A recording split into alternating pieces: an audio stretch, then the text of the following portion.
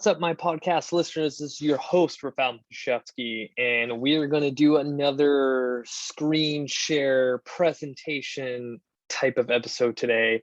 Because you know what? It's been going really well, and I like the interaction. I've been getting a lot of people reaching out, asking specific questions, and it kind of goes back to my bread and butter of educating. So what we're going to actually talk about today is the pelvic floor, because I find that,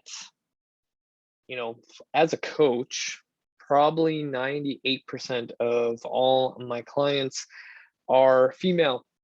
So when it comes to pelvic floor health, it is quite important. And, statistically now, women dealing with pelvic floor issues is as common as low back pain, which is 1 out of 3 people, which is huge. But the other interesting thing is that when it comes to pelvic floor issues, there is such a small percentage of women that actually seek help, which is kind of crazy, but I think it's the education piece to it. So most of the time when I start with any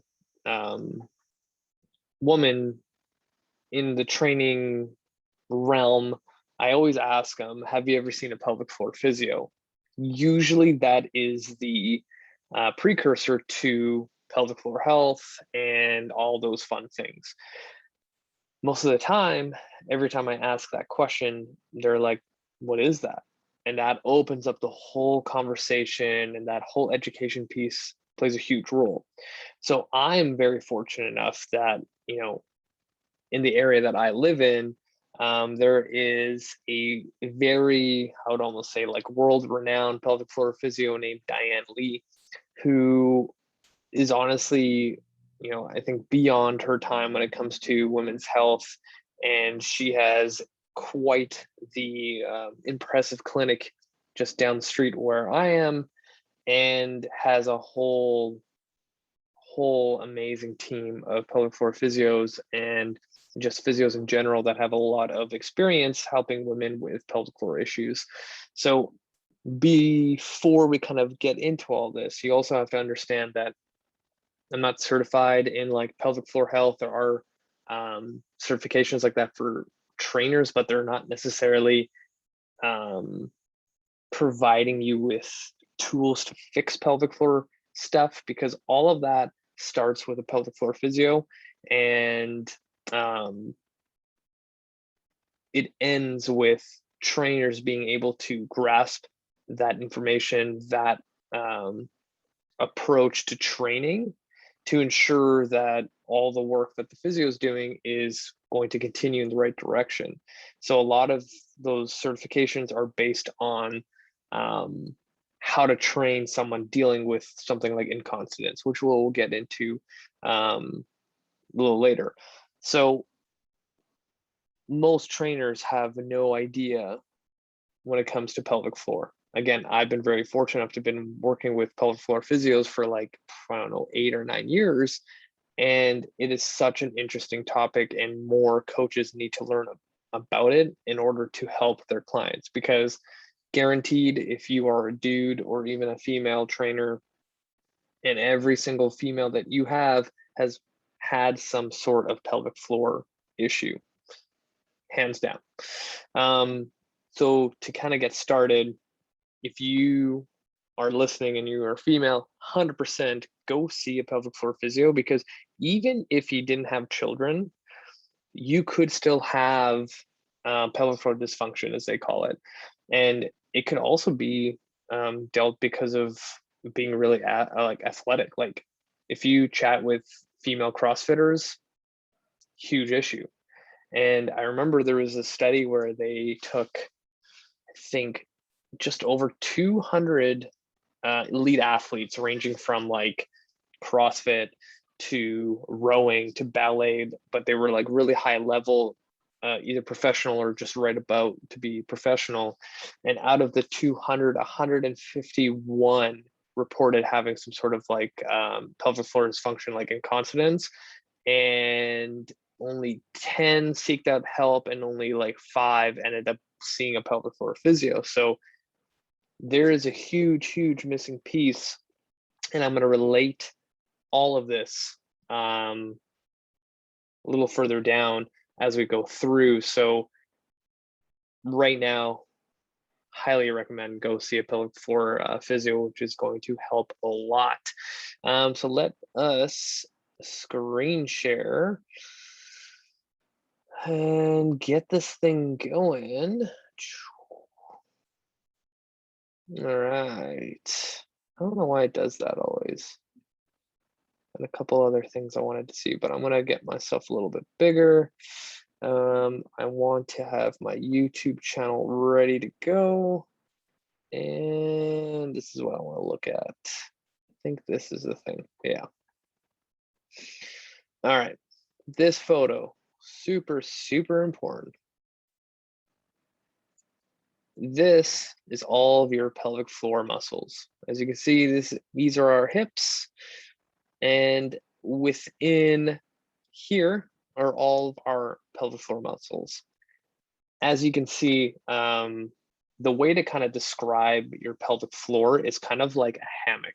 So it's not like super tense, it's not super loose, it's kind of literally a hammock. It has some tension, but it has a lot of fluidity and motion to it in order to do its job, right? When these pelvic floor muscles become too tight or too loose, that's when we get issues. And it all stems from, if you're a, a high-end athlete that requires a lot of, core stabilization at high velocities and high power outputs. If you had children, any kind of trauma, things like that. If you've had twins and they place a lot of pressure on the pelvic floor, and rather than having one child in there, you're carrying two, and those pelvic floor muscles become very I wouldn't say tight, but just like overused. And then when it comes to the rehab stage of getting back to where you were before, you're kind of missing out a little bit. But I want to show another photo that I was very pleased to see. So this is a better representation of what I wanted to show. Again, a little bit blurry, but now you can see how the pelvic floor sits in relation to the rest of our body. Because like that other one, it just gives you the pelvis a little bit, and you're just like, you have to imagine everything else, right? So look at that pelvic floor, all the pelvic floor muscles that are kind of like the hammock going back and forth.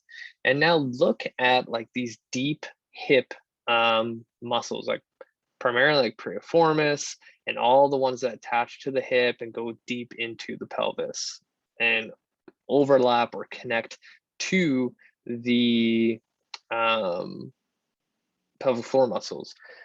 I would make the argument, and I think most people would agree, that if you had a weak pelvic floor or dysfunctional pelvic floor, it would probably have some sort of influence on the surrounding musculature in the hip. So this is where I think, and I think most physios would agree, when it comes to like SI joint pain, probably pelvic floor health plays a huge role. Low back pain, pelvic floor health comes into play. And even like going up into like lumbar spine, because we just said low back pain, look at how much stuff covers the lumbar spine going into our pelvis. Like all of this stuff is also covered by a lot of fascia, which is also going to connect to that lumbar spine, which would have a huge influence. Because a lot of times when people have low back pain, it's because they can't stabilize. They don't have the endurance to stabilize. And most of the time, pelvic floor dysfunction is due to being overworked and it doesn't know how to stabilize anymore because it was constantly like clenched. So an example of that is, actually, before we get into that, where are we? This guy. So what I wanted to get at, let me put myself in the middle, is imagine a woman going through labor and it's like 20 hours, very long time. I would argue again that that would play a huge role on how those pelvic floor muscles are going to react and act in general when it comes to any kind of stabilization, right? They're overworked, they're over clenched. So you doing nonstop Kegels over and over and over again, it's probably not going to help. In that case, you would have to actually learn how to relax those muscles to relieve that tension, and then reintroduce how to create tension, being able to turn it on and off, on and off. And the reason why I'm bringing this all up is because one of the biggest thing is for women in general is something called incontinence, where you actually leak when you exercise.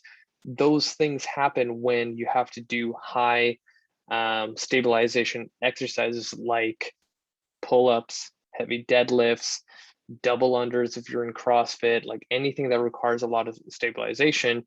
You try to create core stability, just your pelvic floor doesn't have that capability yet, and then you leak. Like, it's a pretty common thing that a lot of women don't want to bring up, and there are ways to fix it. And I'm not going to give you like, here's the 3 exercises that are going to fix your pelvic floor. It's kind of hard to do that because I don't know what you're actually dealing with. That's why if you go to a pelvic floor physio, they'll be able to diagnose and then give recommendations of what you should do. Every case is a little bit different, but what I wanted to show in this photo is how the pelvic floor is influenced by everything else.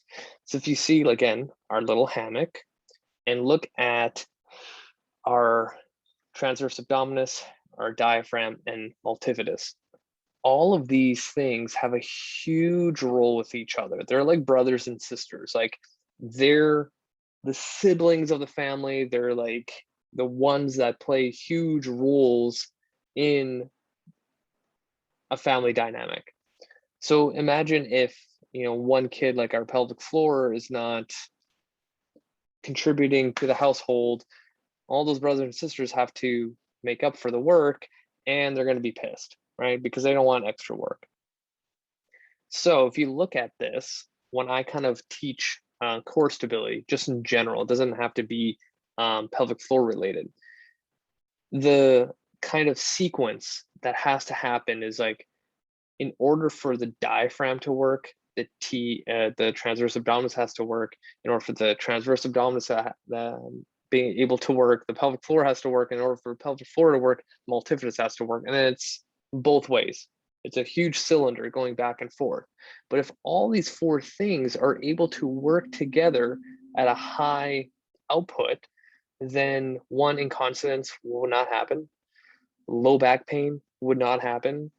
Being able to lift heavy is going to be easier. And overall, you're building kind of like an armor to your body, right? So a lot of people don't think about pelvic floor when it comes to core stability, and they kind of often forget how to do it. And I think that kind of the key to being able to activate and get that pelvic floor going is utilizing that diaphragm, because most of the time people have an overactive, they're super tight with the pelvic floor, and they can't relax it. I want to show, because a lot of times people think the pelvic floor is just for women, but guys also have a pelvic floor too. I think it's this one. So let's get this guy going. Guys have pelvic floor as well. And here's the big thing. One of the best powerlifters out there, really hope I don't butcher his name. I think it's Chris Duffin. Yeah, I have had him on my show. and he has a gym out in Oregon called Kabuki Strength. And I remember chatting with him one time, and he actually learned a lot from Diane Lee on pelvic floor health. And he told me that all the stuff that he learned from Diane Lee, like, literally changed his whole outlook on how to create tension and stiffness within his core in order to lift super heavy.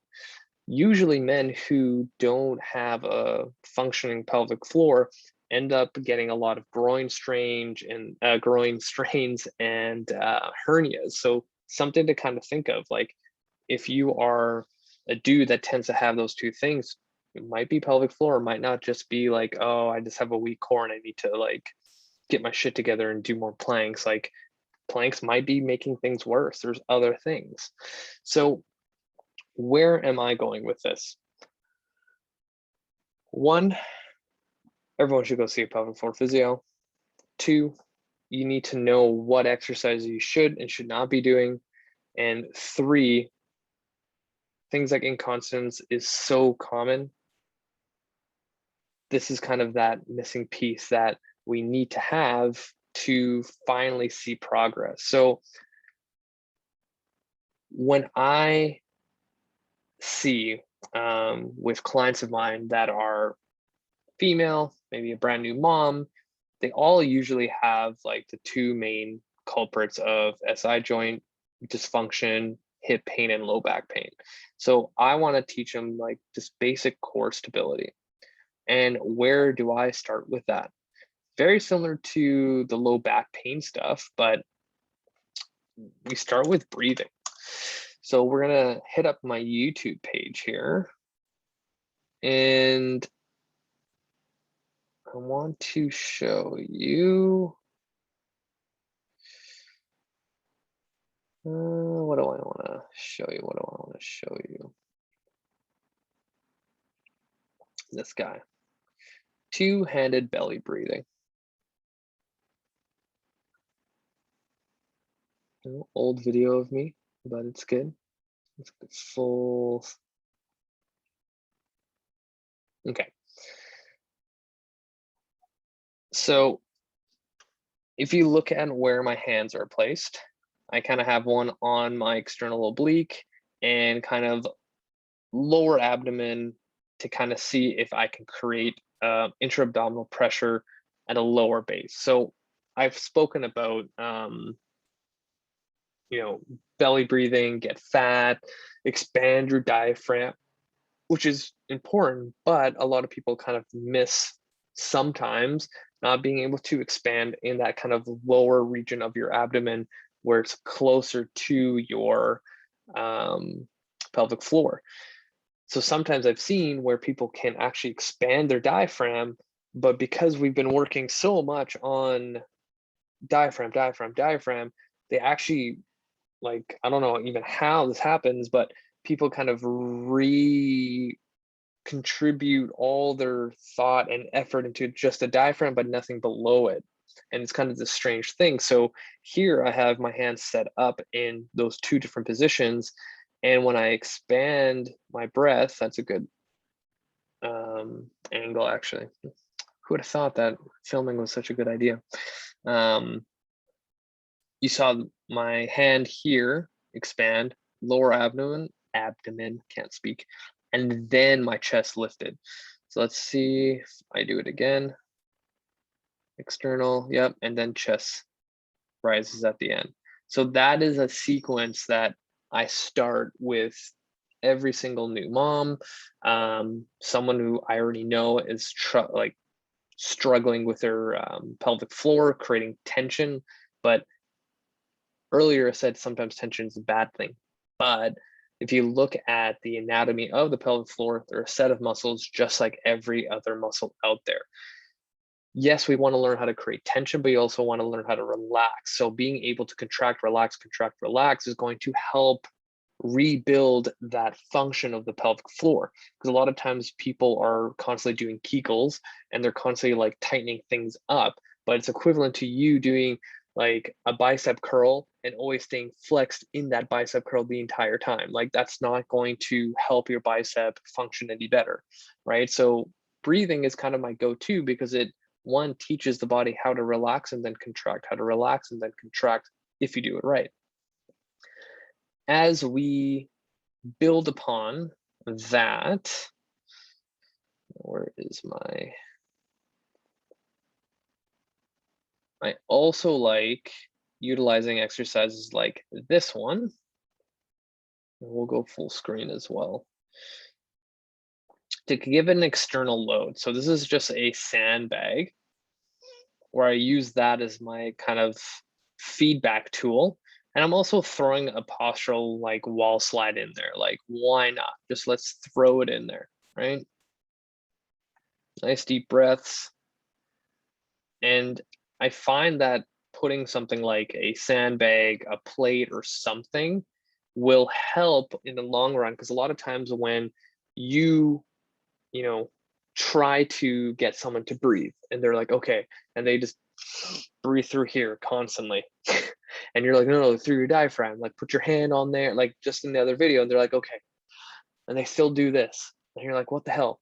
And I'm like, okay, like really push in there. And they're like, okay. And they keep doing this. Having a weight on there gives you feedback to a point where I'll just tell the person, like, I want you to push the sandbag up towards the ceiling. And that's going to help quite a bit. As we learn how to utilize that breath properly, now we're going to have to challenge it. So things like the bird dog, and I will say right now, I'm pretty sure I'm the one who invented this variation of the bird dog. So my whole thing with, come on, full screen. And this is like sped up with bird dogs is that a lot of people end up doing them wrong. So coming up, and I think I've already spoken about this, but whatever. Coming up with an idea of learning how to create tension where people feel it right away, and then learning how to relax it helps tremendously, not only for pelvic floor, but like literally everything when it comes to exercise. So in this bird dog, I'm trying to drive my hand and leg up towards the ceiling. So I'm trying to get as much external rotation, which everyone sucks at, and also hip abduction to get all those external rotators fired up, which also people suck at. So in this position, we're holding for about 5 seconds, and I'm like, try to get as much as possible, as much range as possible, so you feel it right away. And then as you come down, you relax, and it gives your body that chance to like learn, like, oh, that's how it's supposed to feel. That's how I'm supposed to contract and relax. Then let's challenge that even more. Okay, this will be a good one. I haven't done this in so long, hence why this video is so old. So this is a destabilized bird dog. So I put the ball up there to make sure that I'm not cheating, but if you notice, my other foot is not in contact with the ground, which makes this very, very challenging, where I need to be able to contract and relax as well, but at a higher output. And I'll replay this again. I find that this works very, very, very well in certain settings, but most of the time, I'm not going to start with anyone here. I'll get them really comfortable in that isometric bird dog that I just showed, and then challenge them with something like this. Now, what else do I got here in our bird dog? Actually, another one that I like to use is the dead bug. So let's just go with this pullover one. Going on the whole contract relax concept, I like crushing the block, extending, holding for a second, and then relaxing here, right? And you can even see that my fingers kind of let go. Again, contract, relax, and we're building like the foundation already, right? So we started with all the breathing stuff, everything's good, everyone's happy, and now we are creating tension with the block and relaxing in our dead bug position. Now, where do we go from there? I will tell you in our next video. Bear crawl, there you go. I'm actually going to play this one. So crawling in general is such a great way to challenge not only coordination, but stability. So in this crawling video, I'm actually on the ground. I always start on the ground because a lot of times people have no idea how to stabilize this motion and do it effectively enough to a point where their hips are not so high up in the air and things like that. But again, you'll notice opposite arm, opposite leg, because we're creatures that walk that way. So why not crawl that way? That's how we develop. When we get into the 2 points of contact, similar to the bird dog, we are learning how to stabilize, contract, relax. And then I will challenge my clients eventually. I'm not just doing crawling and dead bugs and bird dog for people. Like, I'm actually going to challenge them a little bit more, where I want to add that instability, where, you know, maybe I'll start with these shoulder taps, right? In the sprawl position, just a little shoulder tap, contract, relax. And then as people get stronger, like, let's start adding some reaches, right? Nice and simple, right? It all really depends on how you start. So you might be looking at this and go, you know what? As much as that's cool, like, I have low back pain, SI joint pain, and I've been seeing a pelvic floor physio forever, and like any exercise always like flares me up, which is fair. It happens. But a lot of times these people that tell me this is that they were doing it on their own for so long, and then out of nowhere, they decide to go to a boot camp or train on their own, and they end up, you know, regressing quite quickly. Like, if you're someone with pelvic floor dysfunction, low back pain, SI joint pain, like things like that, like, you need a professional to ensure that you're doing the right stuff. That's what, like, rebuilding a foundation really is that you need to be able to find what you're supposed to do and do those things, right? That's why I want to go on a tangent here. This is why people need to get a thorough assessment done by a trainer.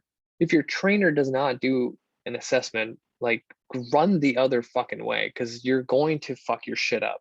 Like, that, there's no beating around the bush with that one. Like, I've seen it a million times. Having that thorough assessment rules out, like, this hurts when you do this, this hurts when you do this. We're not going to do those two things when we train. Instead, we're going to do these 5 different things that in the assessment allows you to do that. So let's get really good at that. And you would be surprised that small little switch up, that small little thing goes a long way. And this is how I train people, and I've seen so much progression. Like, I've never had someone always injured, never had someone like stop training because something was hurting. Like, we always figured our way out. And that's why it also is important for you to, you know, team up with medical professionals like chiropractors, physios, pelvic floor physios, RMTs, people who know their shit, and refer out when you literally don't have the capacity to do so. I think I'm going to end it there, because I can, like, keep talking about this topic, but if you have any questions, like, feel free to reach out. Like, anything pelvic floor health related, like, I know quite a bit, and I know when to be like, you know what, that question, you should go see a pelvic floor physio. And you know what, I've been in the industry for a long time, and I can easily find you a pelvic floor physio in your area. They tend to all hang out together and know each other, so it's very easy to find one, at least for me. I'm gonna leave it there. Let me just bring myself in the middle here so you can see my lovely face. Before we go, my book is coming along. It's just a lot of filming and a lot of editing. So I apologize if I've been late. I know I wanted to, release it this summer. Doesn't look like it's going to happen. I'm really hoping that I can release it in the fall because I want to do it right. I want to have an awesome looking website, an awesome in print book, a awesome, beautiful ebook for all of you guys. So if it comes out late, I apologize, but it's really shaping up. Like, I've been editing photos for it, for all the exercise demos, and I have 3 tutorial videos left that I need to film, and it's going to be like a work of art. Like, you guys, you have no idea. Like, it's going to blow your mind. It's over 100,000 words. Like, there's a lot of content. It's a beefy book, and thank you guys so much for listening. Again, subscribe to my YouTube channel. Like, you guys have been listening, which is great. We're almost at 400. Like, just show notes or whenever it pops up on my YouTube that you're watching this, to hit subscribe so then you get notified anytime I add new videos. My YouTube page has grown so much.